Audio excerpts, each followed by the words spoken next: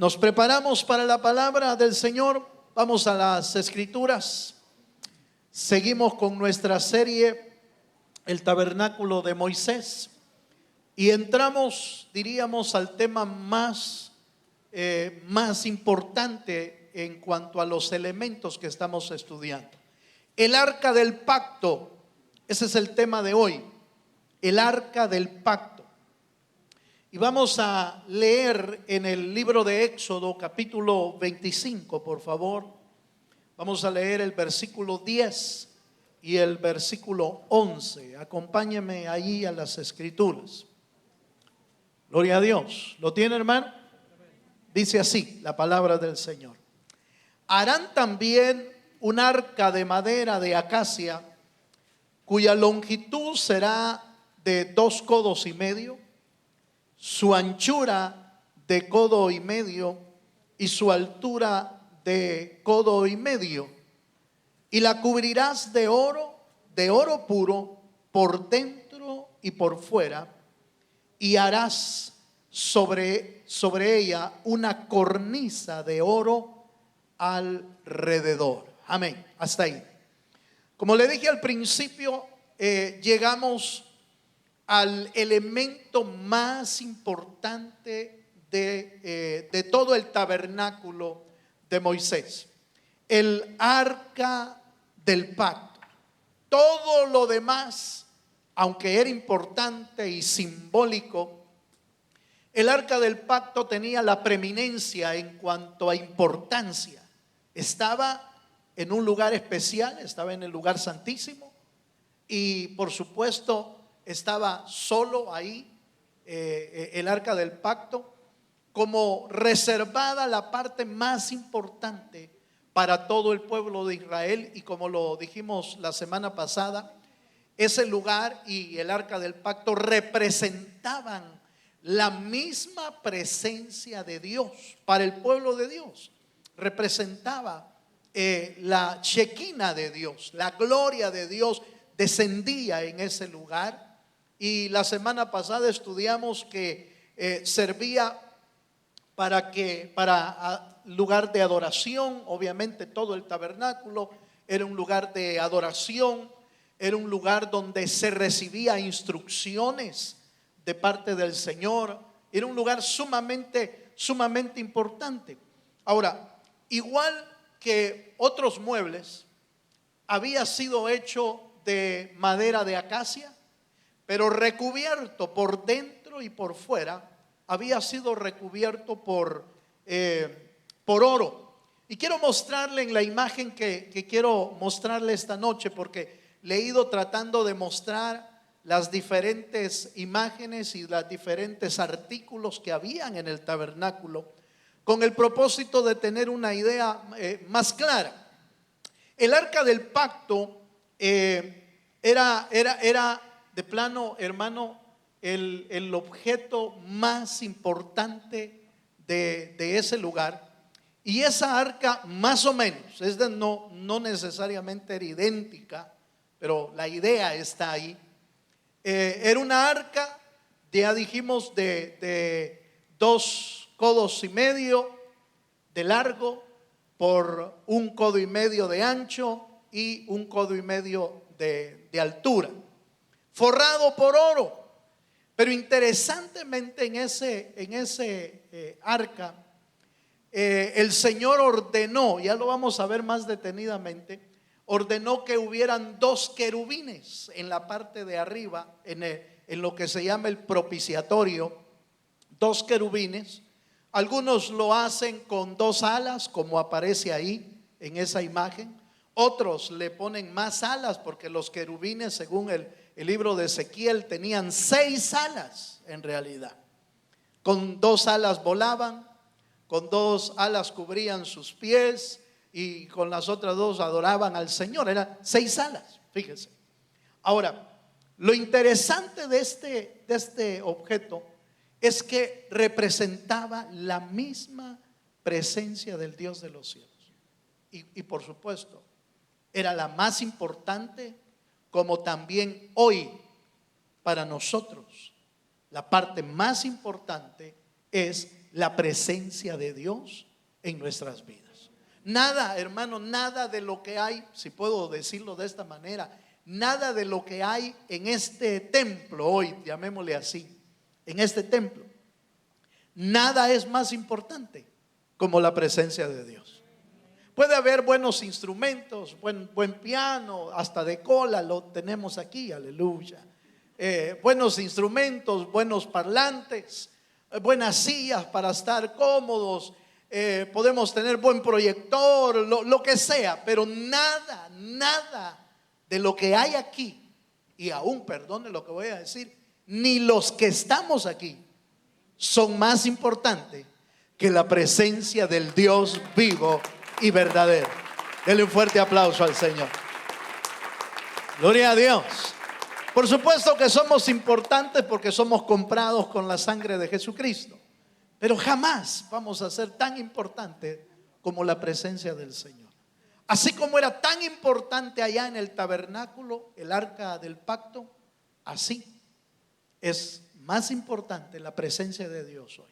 Tenía 2 varas que nunca se quitaban porque necesitaba transportarse a veces y pues había que cargarlo. Los levitas tenían que cargarlo. Pero bueno, sigamos un poquito más. Al arca del pacto también se le llamaba el arca del testimonio. Fíjense, también se le llamaba el arca del pacto de Jehová. Los diferentes nombres que se le podían dar. Pero veamos en un primer elemento, en un primer punto, veamos una parte que a mí me interesa que usted y yo conozcamos. Una parte que a la del arca se le llamaba el propiciatorio. Si usted recuerda, hace algunos domingos vimos esa palabrita. ¿Qué significa la palabra propiciación?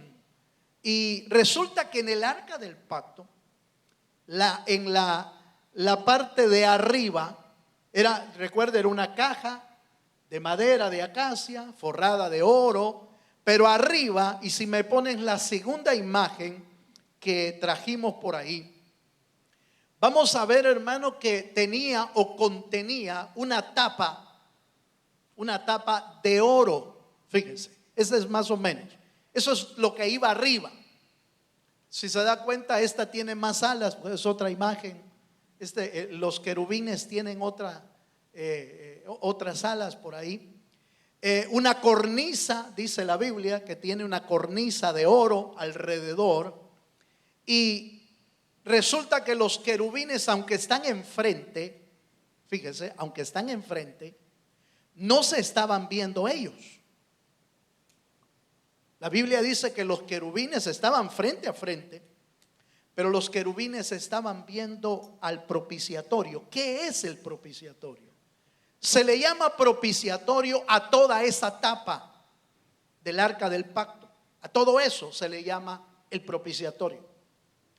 Pero si usted ve en el centro de esa tapa de oro, con esa cornisa de oro, en el centro era depositada la sangre del cordero que habían sacrificado en el atrio, y lo traían ahí una vez al año para que sirviera como evidencia de que había muerto alguien para poder redimir los pecados de todo el pueblo. Ahora, leamos la escritura. Tome en cuenta esa imagen, por favor.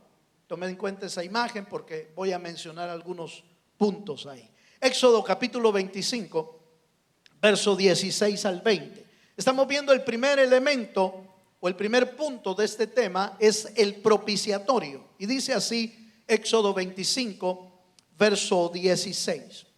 Y pondrás en el arca del testimonio que yo te daré, y harás un propiciatorio de oro fino, cuya longitud será de 2,5 codos, su anchura de 1,5 codos, y harás también, oiga, 2 querubines de oro, labrado a martillo los harás en los 2 extremos del propiciatorio.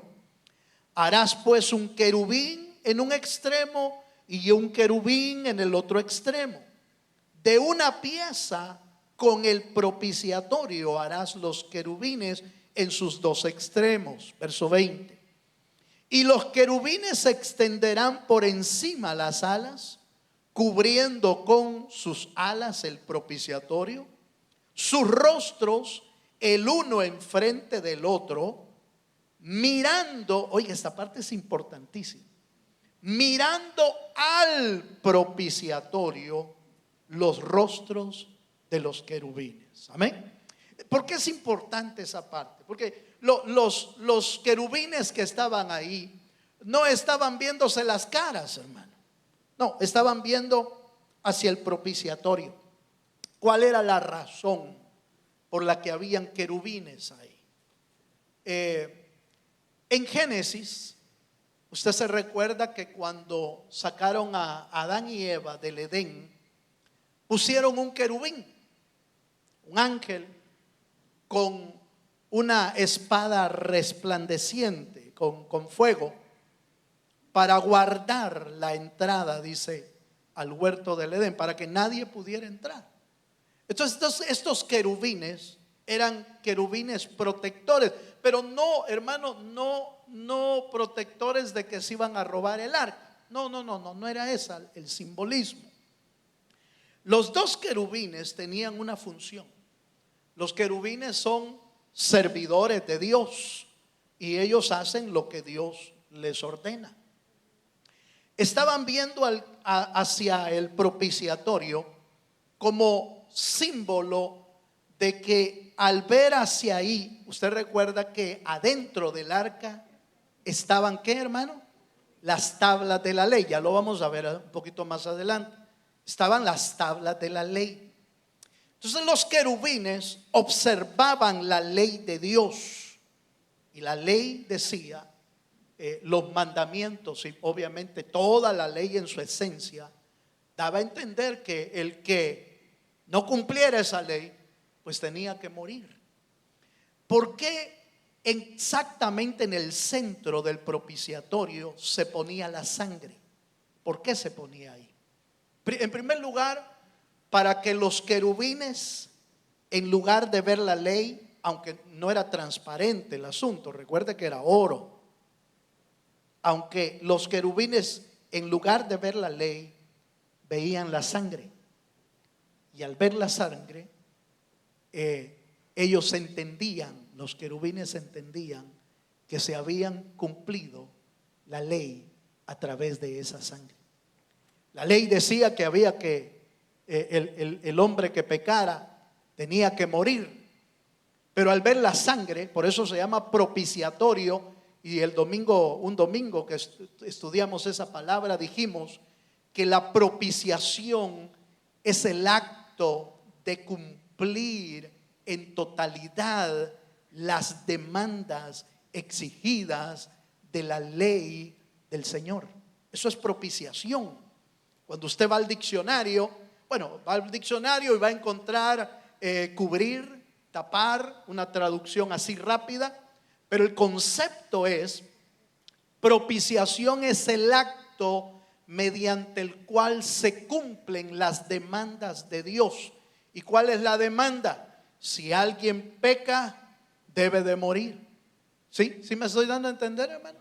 Entonces, cuando se depositaba la sangre ahí, cuando se ponía la sangre ahí, los querubines daban por hecho de que se estaba cumpliendo la ley del Señor. Y eso fue exactamente lo que el Señor Jesucristo vino a hacer por nosotros en la cruz del Calvario. Lo dice la Escritura. Acompáñenme a Primera de Juan, por favor.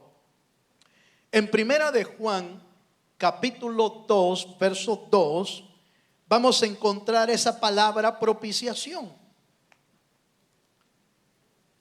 Y el apóstol Juan, leemos el verso 1 y el verso 2, por favor. Primera de Juan, capítulo 2, verso 1 dice: hijitos míos, estas cosas os escribo para que no pequéis. Y si alguno hubiere pecado, abogado tenemos para con el Padre, a Jesucristo el justo. Mire cómo dice el verso 2. Y Él, ¿quién? Cristo.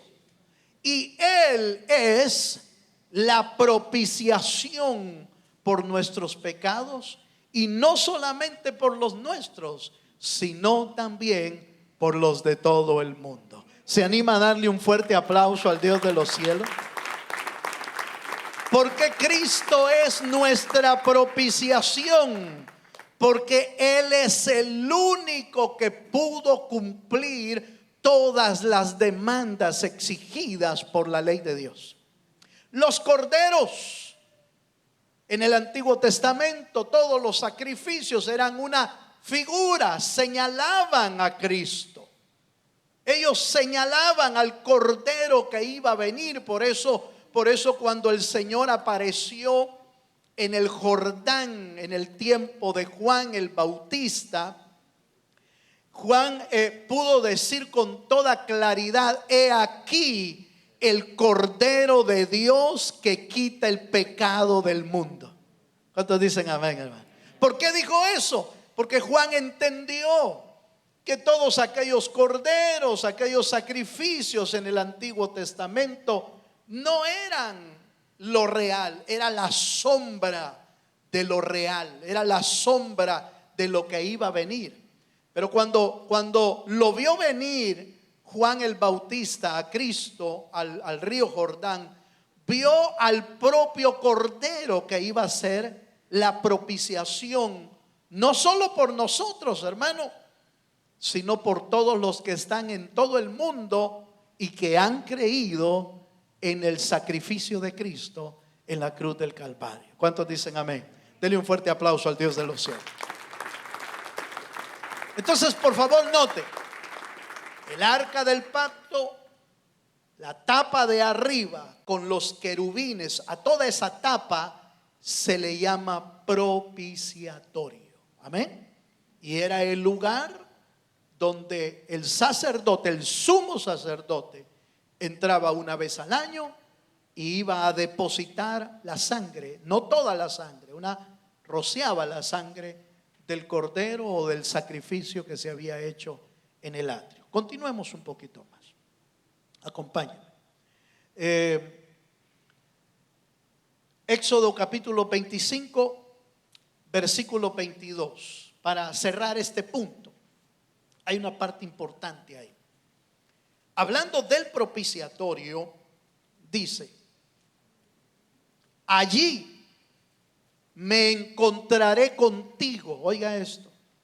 Allí y de allí me declararé a ti, dice la versión 60. Yo leí un pedazo de las Américas, pero dice: y de allí me declararé a ti y hablaré contigo de sobre el propiciatorio, de entre los dos querubines que están sobre el arca del testimonio, todo lo que yo te mandare para los hijos de Israel. ¿Cuántos dicen amén? ¿Se acuerda que le dije que el lugar santísimo era un lugar de instrucción? No porque los sacerdotes enseñaran al pueblo. Los sacerdotes enseñaban, tenían una función de instrucción, de maestros de las escrituras, de los mandamientos del Señor. Pero no, me estoy refiriendo a que en ese lugar recibía, oiga esto, el sumo sacerdote recibía de parte de Dios toda la instrucción necesaria que Dios tenía para el pueblo. Ahora, vuelvo a este punto que creo que lo mencionamos la semana pasada. Cuán importante es que usted y yo entremos a la presencia de Dios, no solo porque es el lugar donde adorarle, no solo porque es el lugar donde el Señor derrama bendiciones sobre nuestra vida, sino para ser instruido por el Señor en nuestra vida. ¿Cuántos dicen amén? La Biblia nos dice que usted y yo tenemos libre entrada a la presencia de Dios. La Biblia dice que ahora nosotros, porque el velo fue rasgado, fue cortado de arriba a abajo, usted y yo podemos entrar al lugar santísimo. ¿Para qué? para adorarle, para exaltarle, para presentar nuestras necesidades, sí, pero también para recibir instrucciones de Dios, hermano. ¿Sabe por qué? ¿Por qué cometemos tantos errores nosotros en la vida, hermano? Porque no oímos la voz de Dios. Diga conmigo. ¿Sabe por qué tomamos malas decisiones? ¿Por qué cometemos errores en nuestra vida? Porque no oímos la voz del Señor. Allá la tenían que oír a través del sacerdote que había buscado al Señor y el Señor le daba la instrucción a él para el pueblo. Pero la Biblia dice que usted y yo somos sacerdotes de Dios. Fuimos creados por Dios. Según Apocalipsis 1:6, somos príncipes, pero también somos sacerdotes, somos reyes y sacerdotes para Dios el Padre. Y si sacerdotes, entonces podemos entrar a la presencia del Señor. Cometemos un error cuando creemos que la presencia de Dios es solo para ir a pedir, hermano. Aleluya.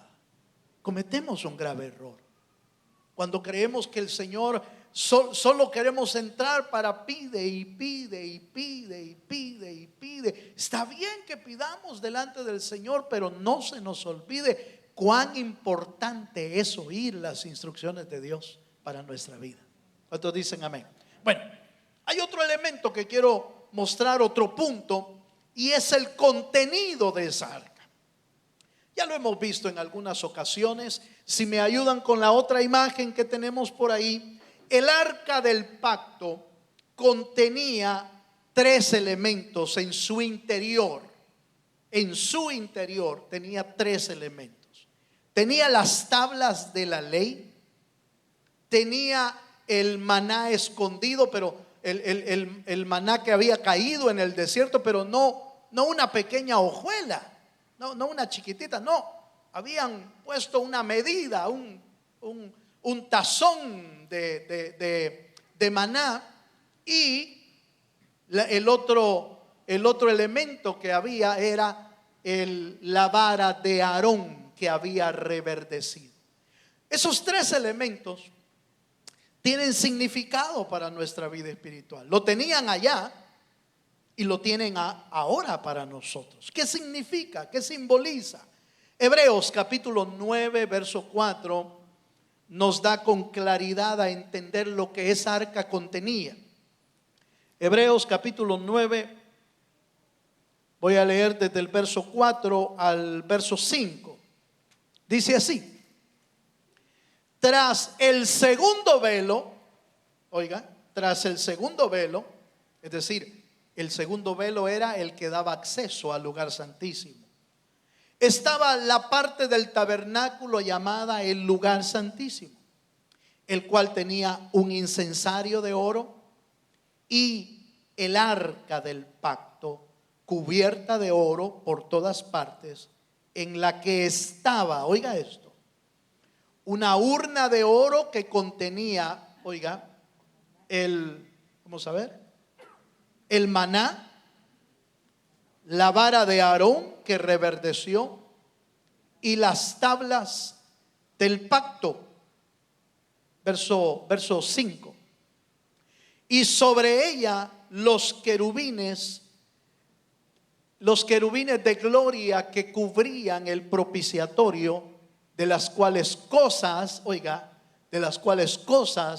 no se puede ahora hablar en detalle. Mire, el Señor de alguna manera guardó ciertos elementos que quizás no los vamos a entender todavía aquí, pero lo entenderemos allá. Lo que no sabemos aquí lo vamos a conocer allá. ¿Cuántos dicen amén? Ahora, estos 3 elementos que estaban adentro simbolizan cosas para nuestra vida también. Para allá, en el Antiguo Testamento tenía un símbolo importante para nosotros también, porque, hermano, el Señor no mandó que guardaran esas 3 cosas como para llevar algo, pues metan tal cosa y la vamos a llevar. No.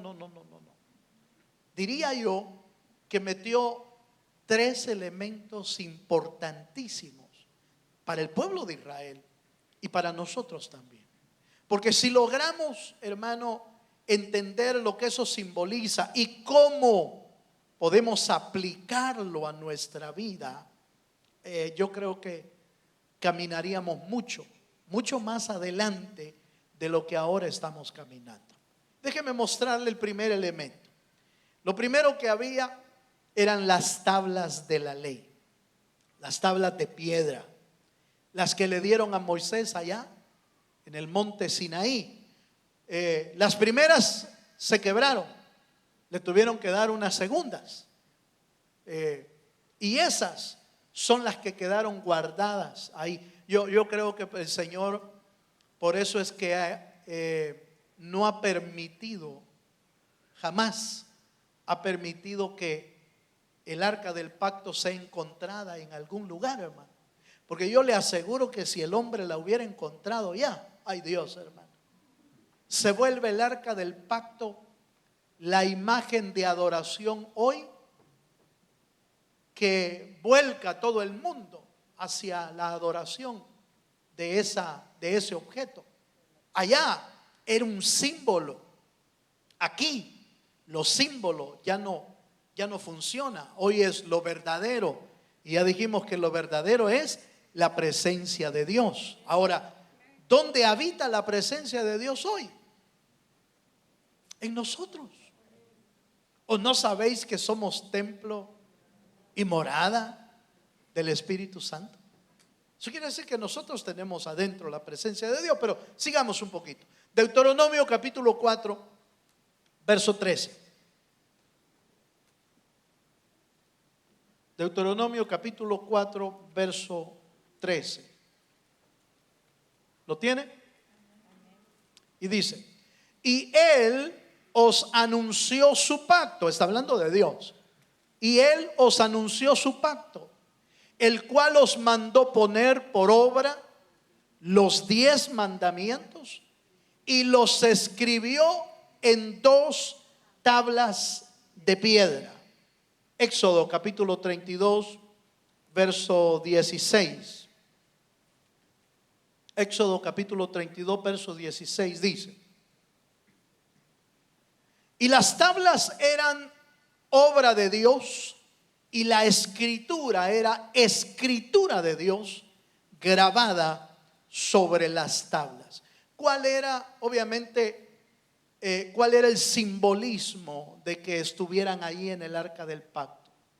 Era para que el pueblo de Israel pudiera consultar y vivir la ley que el Señor les había trasladado. Pero tienen un símbolo mucho más importante. La palabra del Señor se encarga de guiar nuestra vida en todo sentido, hermano. ¿Se acuerda que la Biblia dice que la ley de Jehová es perfecta, que convierte el alma? Entonces fíjese que un punto importante de la ley es que la ley servía para guiar al pueblo a cómo vivir, a su manera de vivir.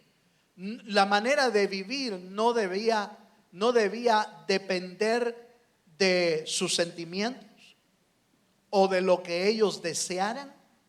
No debía depender de los pueblos alrededor. Debía depender, la manera de vivir debía depender de la guianza dada por la instrucción de la palabra del Señor. ¿Cuántos dicen amén? Ahora, para nosotros, hermano, las tablas de la ley simbolizan la palabra del Señor. Las tablas de la ley simbolizan la importancia de ser dirigidos por Dios en nuestra manera de vivir. Un hombre sin ley, la Biblia dice, el libro de Proverbios, nos da a entender que una persona sin ley, hermano, hace lo que quiere. Una persona sin ley, hermano, se descarría totalmente. Un pueblo sin ley se vuelve anarquía, y anarquía es hacer lo que bien le parece al mundo sin la guianza de una ley. ¿Usted se imagina qué sería de la ciudad de Houston si no hubiera ley? Con tanta gente en este lugar.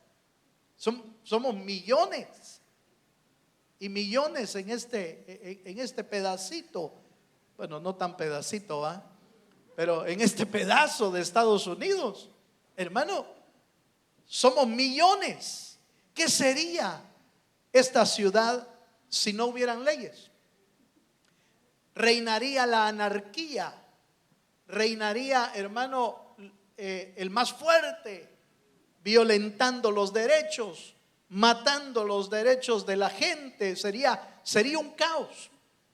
¿Qué es cuando Israel se alejó de la ley de Dios? Hermanos, se torció del camino. Cuando Israel abandonaba la ley de Dios, se descarriaba hacia el pecado, hacia la muerte, y se descarriaba, hermano, hacia las consecuencias que el pecado trae.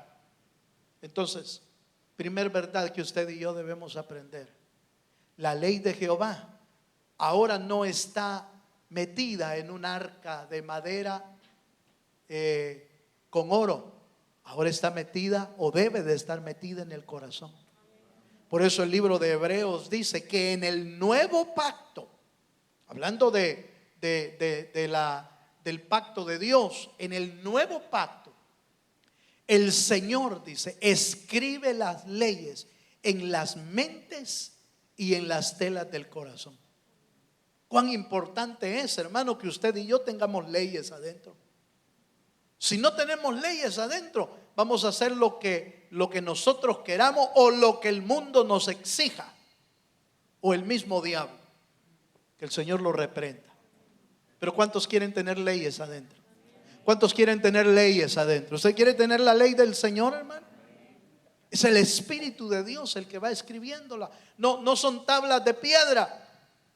Ahora son las tablas del corazón que Dios utiliza para escribir sus verdades. En el lugar santísimo, oiga esto, en el lugar santísimo es donde el Espíritu de Dios escribe la ley de Jehová en el corazón. No hay otro lugar. No hay otro lugar donde se escriba. Es en el lugar santísimo, es decir, en el lugar donde está la presencia de Dios. Ahí es donde el Espíritu del Señor toma la ley, toma las verdades de Dios y las va escribiendo en cada corazón. Cuán importante es que usted y yo visitemos el lugar santísimo ahora, para que el Espíritu de Dios escriba su palabra en nuestro corazón. ¿Cuántos dicen amén, hermano? Bueno, entonces, ¿cuántos queremos ser guiados por el Señor? Segunda de Corintios capítulo 3, verso 3, dice de la siguiente manera: Segunda de Corintios 3:3, siendo manifiesto que soy cartas de Cristo, oiga, expedidas por nosotros, escritas no con tinta, sino ¿con qué? Con el Espíritu del Dios vivo, no en tablas de piedra, sino en tablas de carne del corazón. ¿Se da cuenta? ¿Por qué es tan importante entrar a la presencia de Dios? Porque ahí te escriben las verdades de Dios, hermano. Mire, le voy a decir una verdad que puede darle una luz cuando tenemos problemas para caminar en el Evangelio. Oiga esto. ¿Sabe por qué a mucha gente le cuesta caminar en el camino de Dios? ¿Sabe por qué le cuesta avanzar en las cosas del Señor? Porque no entra a la presencia de Dios. Viene al culto, pero no entra a la presencia de Dios. Entonces viene al culto, ve a los hermanos, canta, medio canta, ¿va? Aleluya. Ve al pastor que ya se tardó y a qué hora va a terminar y nos va a agarrar la tarde. Pastor, mire, se va y no se llevó ni una ley escrita en el corazón. ¿Por qué? Porque para que le escriban en el corazón, tiene que entrar a la presencia de Dios. Solo ahí escriben la ley de Jehová. Por eso estaba en el lugar santísimo. ¿Cómo no? Usted me dirá, pero la dieron en el monte. Sí, la dieron en el monte. La dieron a conocer y la guardaron ahí en el arca para testimonio de todo el pueblo. Todo el pueblo sabía que ahí estaba la ley de Jehová. Y por eso el sumo sacerdote entraba ahí se le revelaba más de las verdades. ¿Dónde te van a revelar la verdad de Dios, la palabra? Si tienes dudas de la palabra de Dios, ¿dónde te la van a revelar? En la presencia de Dios. Mire, hermano, fíjese que yo no entiendo tal cosa. Vaya a la presencia de Dios.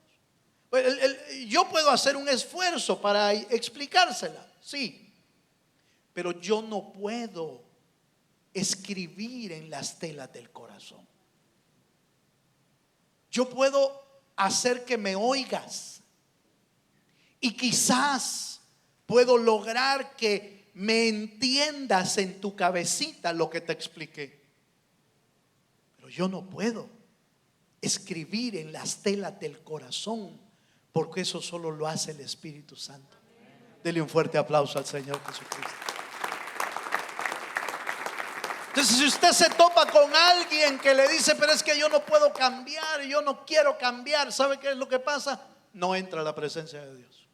Siempre está en el atrio. Desde allá de lejos está viendo cómo entran a la presencia, pero yo no estoy entrando. Y por eso la palabra no hace cambios en nuestra vida. Segundo elemento, el maná. Es el segundo elemento que estaba dentro del arca. Lo leemos en Éxodo capítulo 16, versículo 31. Éxodo capítulo 16, verso 31 dice: y la casa de Israel lo llamó maná, porque no sabían cómo se llamaban la primera vez que lo vieron.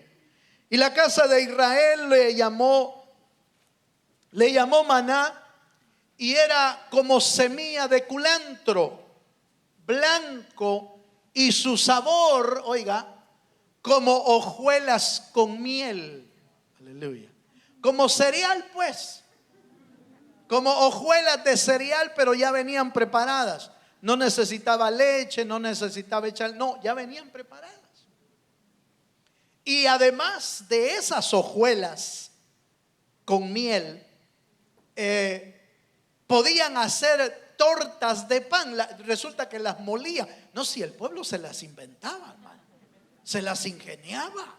No vaya a creer que eso lo comían así nomás. No, se las ingeniaron, o seguramente recibieron instrucción para poderlas moler.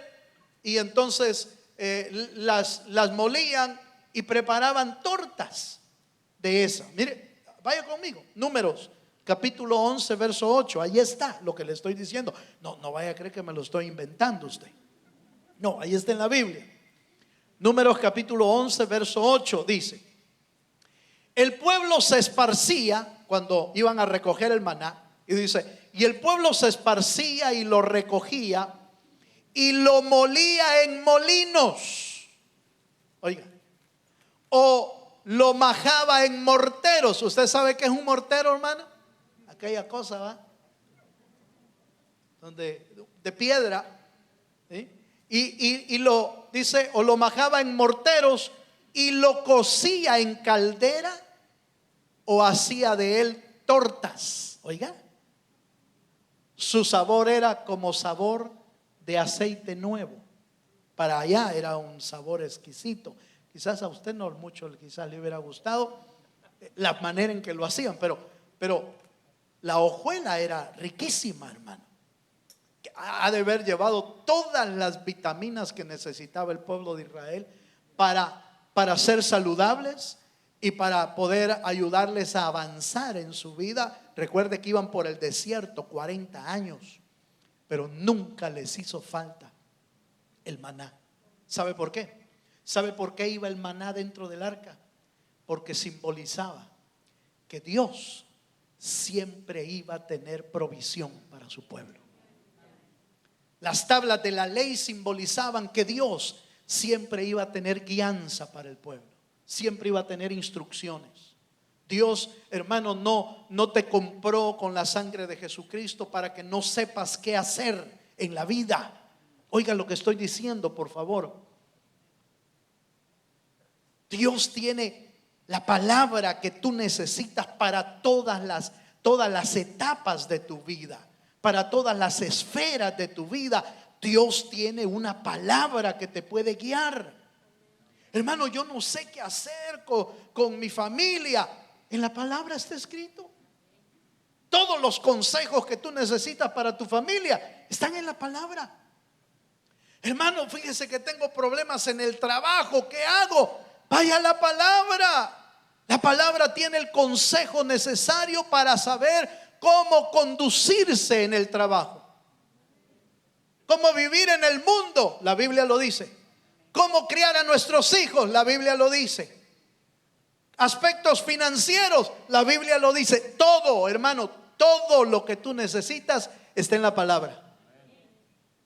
Porque las tablas de la ley simbolizaban que Dios siempre tiene instrucción para su pueblo. Pero el maná simbolizaba la provisión de Dios para el pueblo del Señor. Hermano, el maná hoy simboliza para nosotros que Dios siempre proveerá para sus hijos.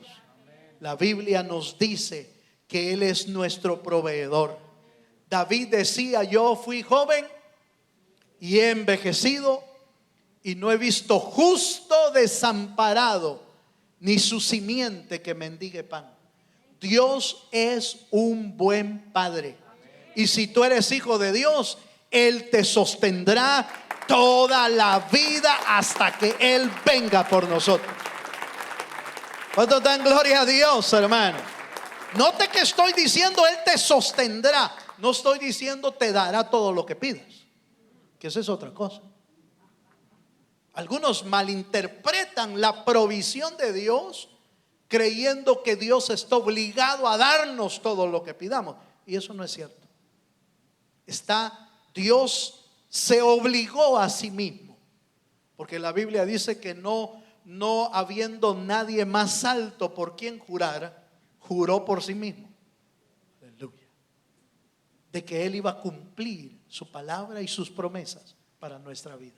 Entonces Él ha prometido que Dios va a suplir nuestras necesidades, que Dios va a suplir lo que necesitamos.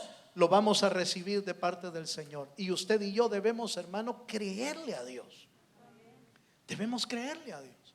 Si aquellos 40 años vivieron en el desierto y nunca les faltó el pan, usted estando en Estados Unidos, aleluya, ¿cree que le va a hacer falta el pan? No, si está bajo la sombra de Dios, si está bajo los cuidados del Señor, su provisión siempre va a llegar a tiempo. ¿Cuántos dicen amén? ¿Cuántos le dicen? ¿Cuántos pueden levantar su mano al Señor y decirle: Señor, gracias por tu provisión? Aleluya. Es importante aprender a dar gracias por lo que Dios nos envía, hermano. Porque muchas veces somos un tanto malagradecidos. Y ahí estamos quejando. Y solo frijoles hay. Aleluya. Solo verduras hoy. Aleluya. Mire, dele gracias a Dios y mire, huéleselo. Todas las mamás están haciendo así. Mire. No sé si lo está diciendo por los niños o por el esposo que no quiere comer a veces lo que hace. Pero nosotros nos damos el lujo, hermano, de veras, hombre, nos damos el lujo de apartar lo que no queremos, fíjese. Y hasta lo botamos, hombre. Ay, Señor, tenga misericordia de nosotros. Porque su provisión es completa. Él da lo que necesitamos. Debemos de creerle a Dios. Termino este punto. Éxodo 16:33. Éxodo 16:33 dice: y dijo Moisés a Aarón: toma una vasija y pon en ella un gomer de maná. Un gomer es una medida,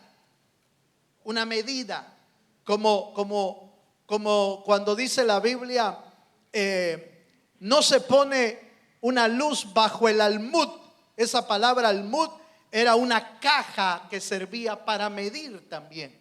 Este gomer era una medida, pero era como un tazón o como una vasija de barro. Y dice, toma una vasija y pon en ella un gomer, es una medida, lleno de maná, y colócalo delante del Señor. Estoy leyendo la versión Las Américas. Y dice, y pon un gomer de maná y ponlo delante de Jehová para que sea guardado. ¿Para qué dice, hermano? Para vuestros descendientes, para vuestras generaciones, dice la versión Las Américas. ¿Por qué? ¿Por qué había que guardarla? Primero, para que supieran que en el antiguo tiempo Dios había sido fiel con su provisión, pero también era una señal de que su provisión iba a seguir, porque Jehová es el mismo de ayer, de hoy y por los siglos de los siglos. Sigue siendo fiel. Si usted cree, hermano, algunas personas me han dicho, pero ¿por qué creer en las cosas del Antiguo Testamento? Eso fue de pasado. Perdone, pero las cosas del pasado eran sombra de lo que ha de venir. Y las cosas del pasado son testimonio del Dios poderoso que tenemos. El mismo que abrió el mar allá es el que te abre aquí las puertas para que salgas de cualquier problema que tienes en tu vida. El mismo Dios, hermano, que hizo a sus enemigos caer a tierra, puede hacer a nuestros enemigos espirituales hoy que caigan a tierra también. Entonces es importante creer en el Dios del Antiguo Testamento. ¿Por qué? Porque allá fue solo una sombra, diríamos, si puedo decirlo así, una probadita del poder de Dios. ¿Cuántos dicen amén? Bueno, sigamos un poquito más. Tercer elemento, y con este voy a terminar. La vara de Aarón que reverdeció, la leemos en Números capítulo 17, versículo 3. Ese es el tercer elemento, la vara de Aarón. Dice Números 17:3, y escribirás el nombre de Aarón sobre la vara de Leví, porque cada jefe de familia de sus padres tendrá una vara. Yo quiero que usted recuerde que el Señor hizo que Moisés llamara a todos los príncipes de Israel y cada uno diera una vara seca, por supuesto, porque es una vara que servía para ellos, ya sea para caminar o para otras cosas. Pero resulta que ponen esas varas en el tabernáculo, en la presencia del Señor, y resulta que 11 varas quedaron igual. El día siguiente amanecieron igual esas varas, pero hubo una que reverdeció, dice la Biblia. Es decir, esa palabra reverdecer es que volvió a la vida. Una vara, hermano, ya seca no vuelve a la vida, y mucho menos si no está enterrada.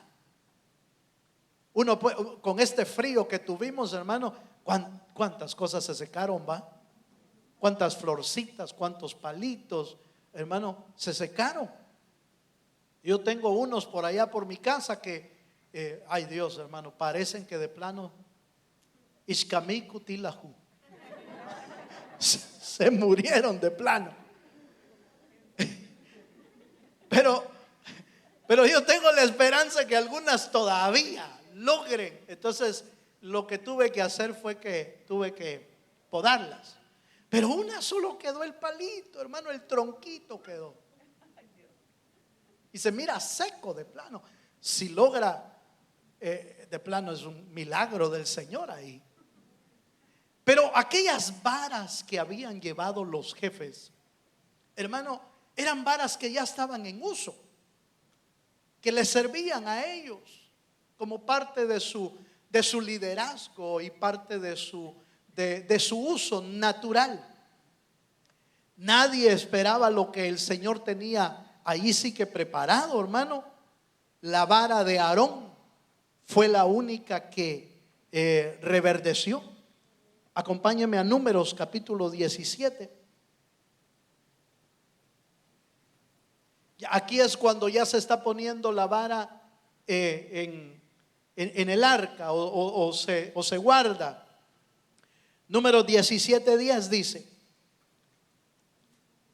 y Jehová dijo a Moisés: vuelve la vara de Aarón delante del testimonio.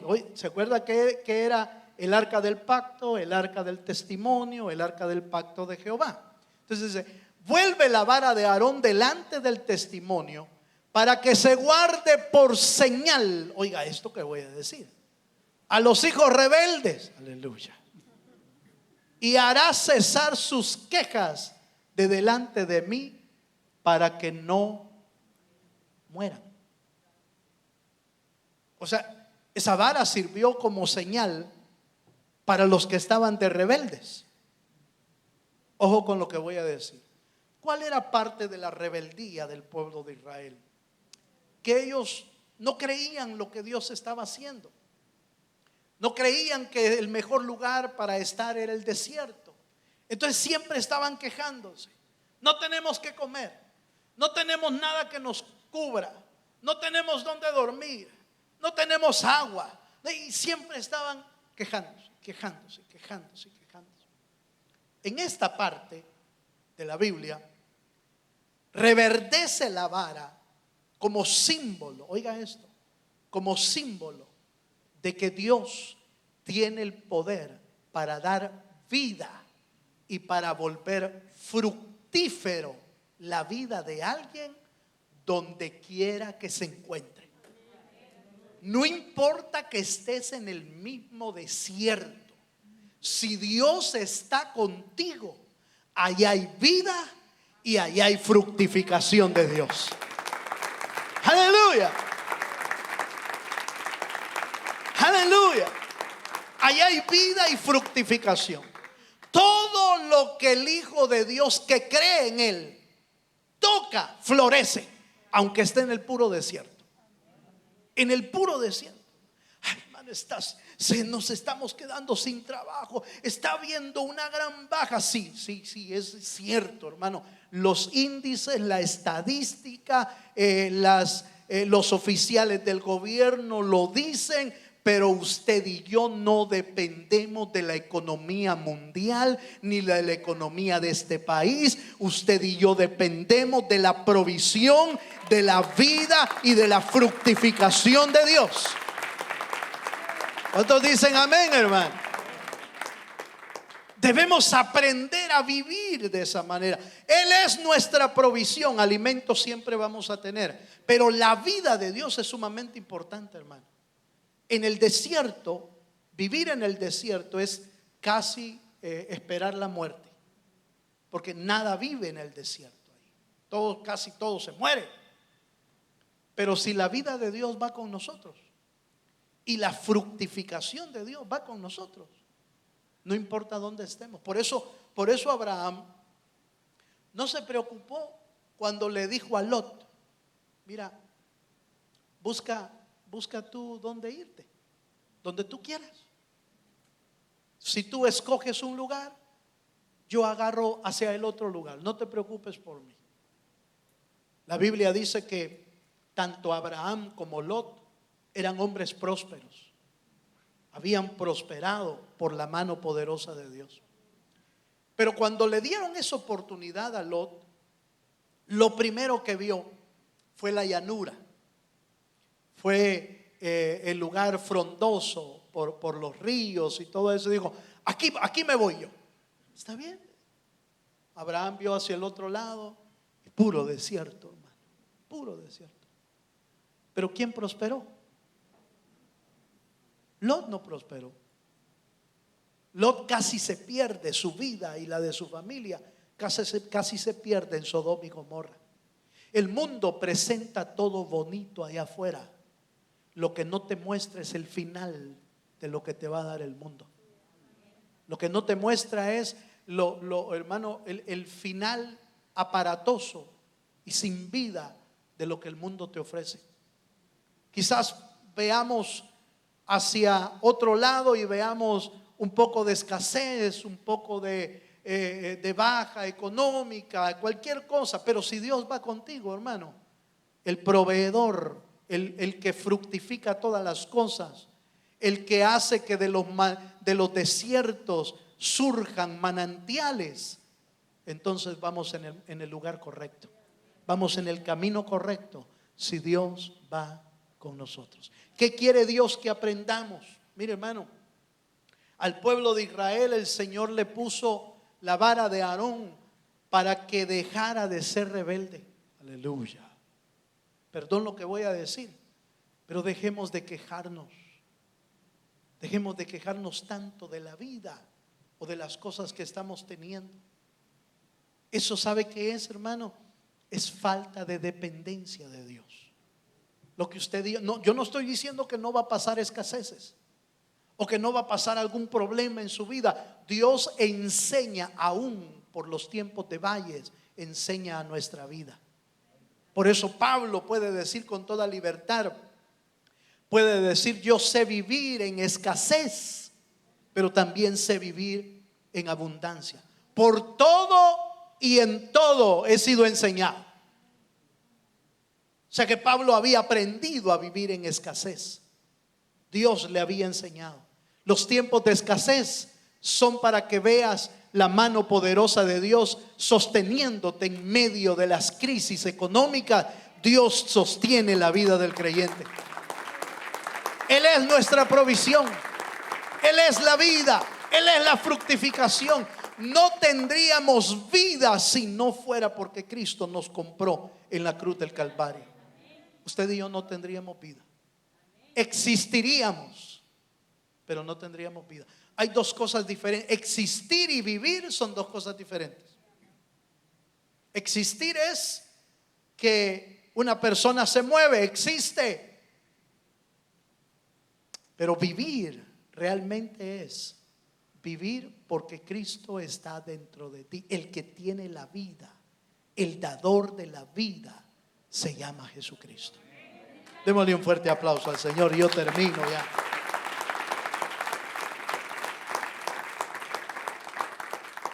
Quiero invitarle que se ponga de pie conmigo y digámosle al Señor esta noche: Señor, que tu palabra se pueda escribir en mi corazón. Te damos gracias porque hoy entendemos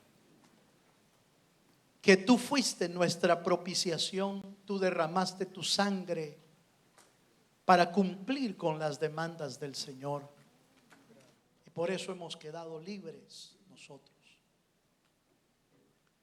Pero podemos ver en la Escritura, con estos tres elementos y el arca, podemos ver la guianza de Dios para nuestra vida a través de la ley, de su palabra.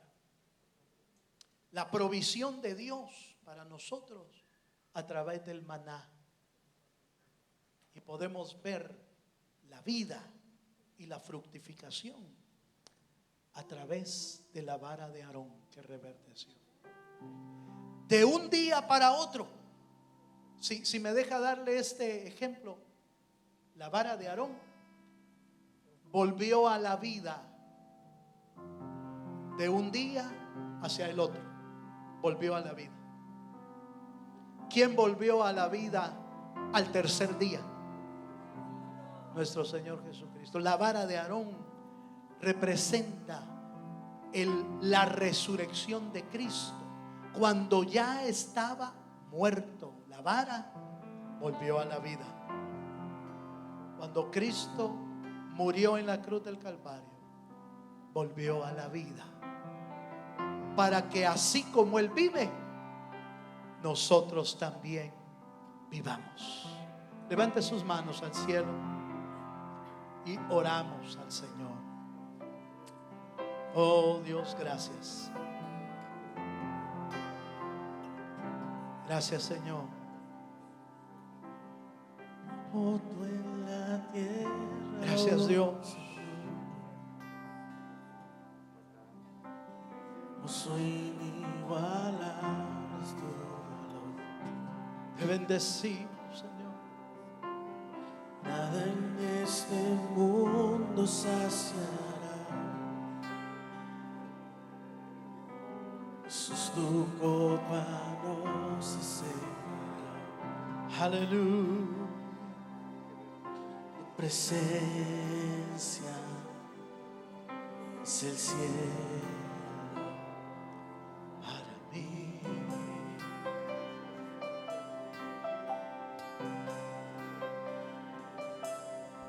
Tu presencia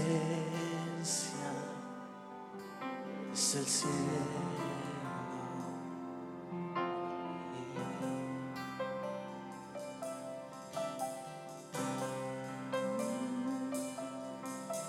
Tesoro de mi alma y corazón,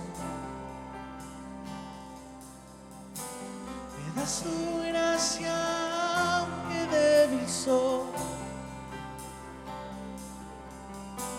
De mis errores eres redentor,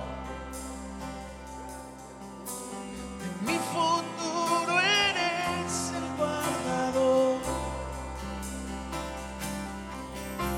Presencia es el cielo para mí. Busquemos su presencia, hermano, esta noche. Entremos a su presencia.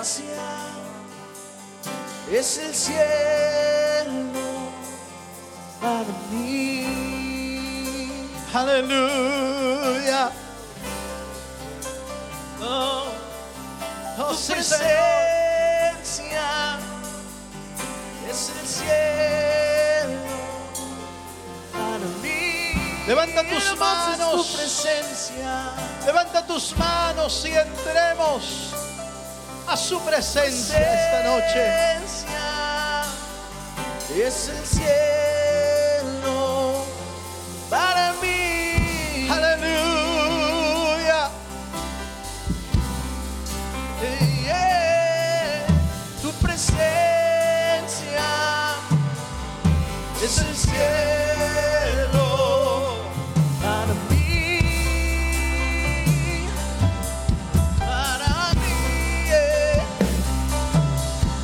Tu presencia es el cielo para mí.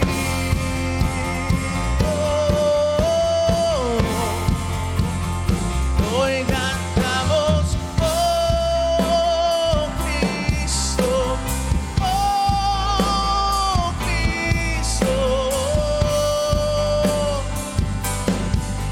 tu presencia es el cielo para mí. Oh Cristo, tu presencia es el cielo para mí. Oh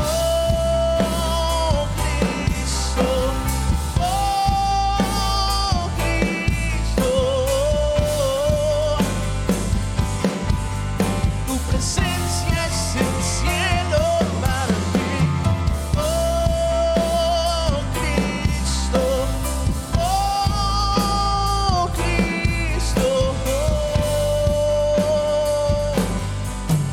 tu presencia es el cielo para mí. Padre, oramos esta noche, Señor, para que el anhelo de nuestro corazón sea estar siempre en tu presencia, Señor. Señor, escribe tu palabra en nuestra vida. Señor, creemos que tu palabra nos va a guiar. Tu palabra nos va a instruir en toda nuestra vida, Señor. Oramos, Señor, para que el maná del cielo,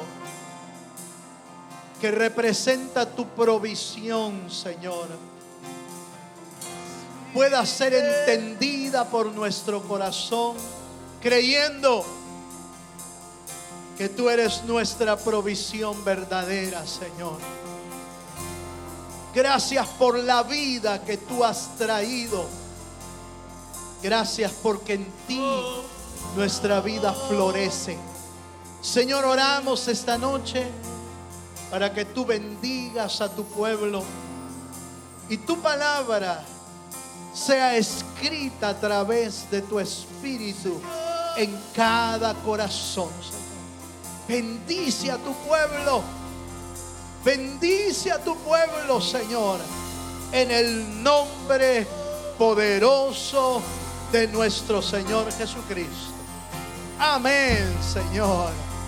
Y amén. Le damos un fuerte aplauso al Señor. Aleluya. Gloria a Dios.